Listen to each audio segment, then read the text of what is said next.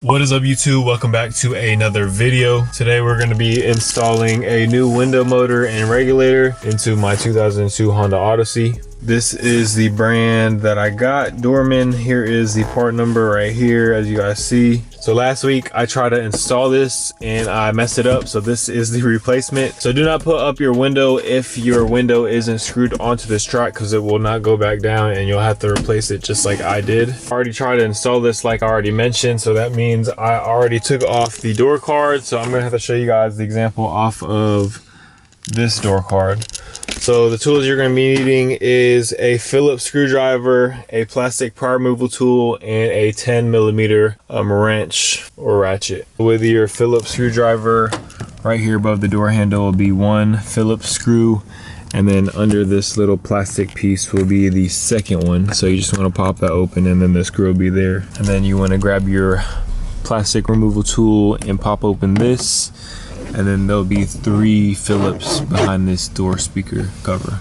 After all of the screws are out, you can start prying the door card off. So just go, I would start from the bottom and work your way around. And then once you have all of those popped, just go ahead and pull and lift it up, and then the door card should come off. Or actually, before you even try to take this off fully, grab your plastic pry removal tool and take off the switches. This comes off separate, and then this comes off separate as well.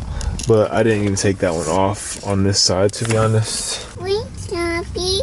Gabby's out with her mom. We'll go get Gabby later. There will be 3 electrical connections that you have to disconnect. So before you take off that door card, make sure you do that before you rip anything off. And electrical connection right here, and for the speakers. And they'll look like this. When you get the door card off, it should look similar to this. You guys will have a white little plastic piece covering all of this.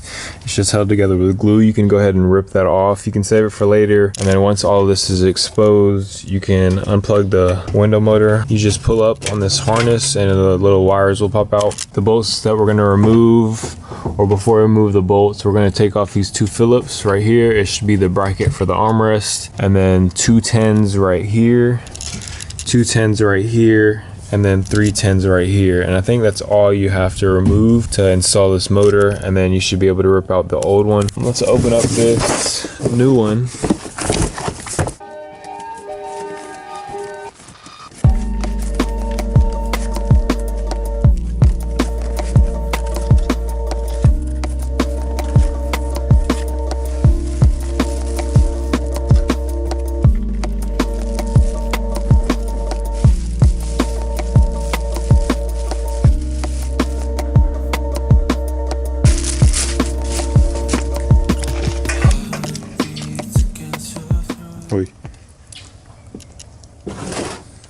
That's how she eats her pizza. She don't eat the crust.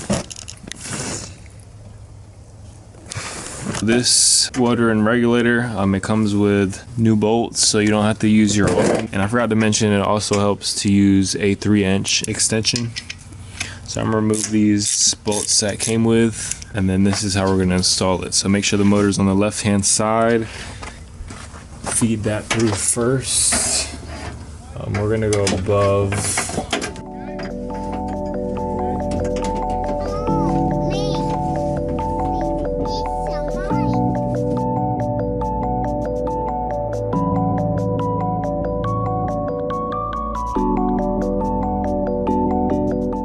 I'm gonna put 1 screw at the top, 1 screw at the bottom, and then I'm gonna start doing the motor ones.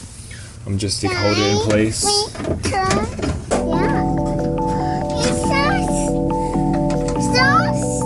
And I'm gonna put one down here. I already have one right here. It's probably out of frame when I did it. I'm just line up the holes to the motor, make sure they're all right here. So here's the armrest bracket. I'm gonna go ahead and screw this one back in. Be sure to remember where your hardware goes. So for the bracket, it's just these Phillips.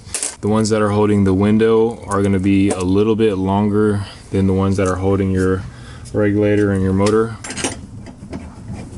Thousands of tears later. I forgot to tell you earlier to take the window off of the track. So these 2 holes right here, you would lower the window down. You'll see the access to the 210s, and then you can undo them. One thing you don't want to do is forget where these two connectors go right here, because they both will fit on this window switch. At the beginning of the video, I told you guys that this is my second replacement window motor and regulator. I told you guys that the first one wouldn't go up. Well, that is because I miswired these. So this is, I want to say this is the switch to the power for the heating right here.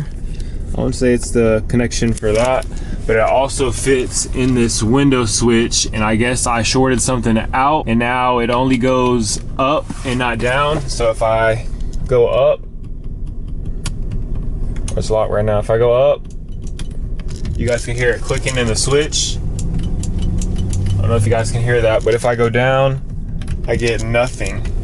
That's one thing you don't want to do wrong when replacing your window motor and regulator. Make sure that your gray goes to the window switch and not the blue, because you'll mess a bunch of things up if you do that. As you guys can see, nothing. You want to go up or down, it only gets that clicking noise if I use the driver side.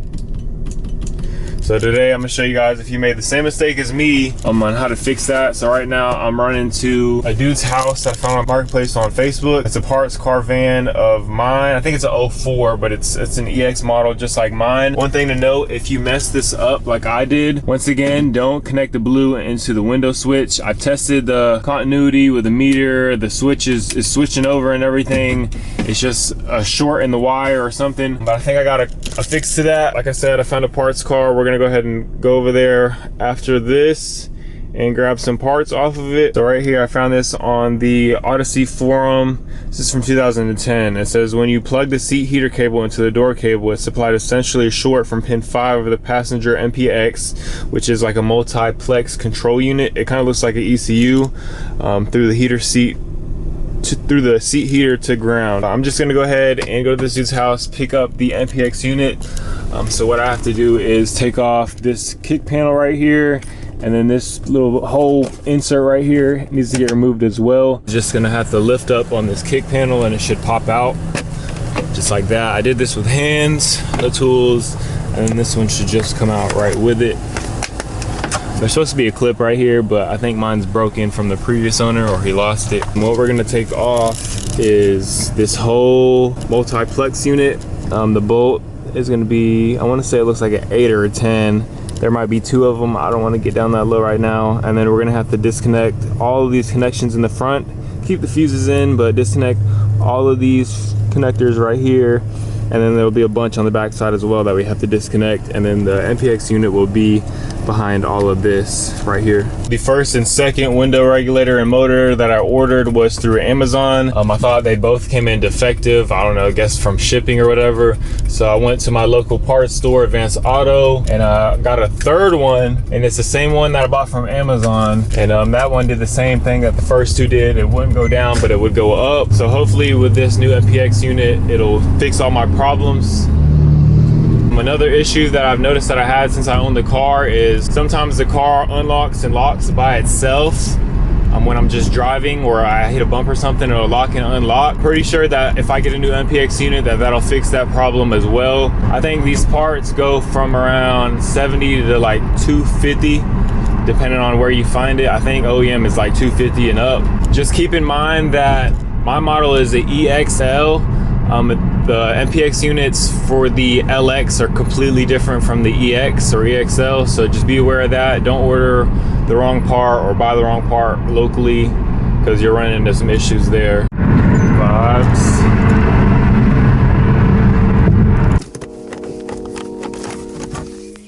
These bolts are 10.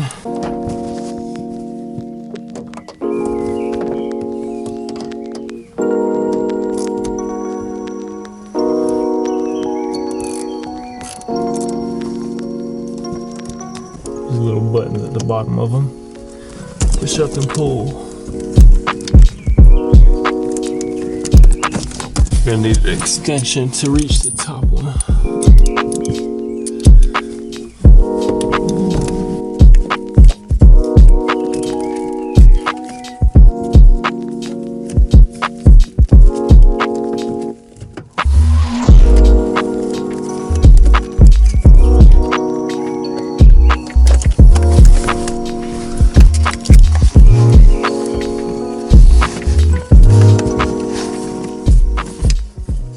that worked for nothing. I swapped it over and it was doing the same thing. So I got to do some more research. His was the EX and mine is the EXL. I'm not sure if that makes any difference, but I definitely know the EX and LX are two different. I grabbed some stock taillights from him for $40, so that's a steal. And I also finessed this AC knob.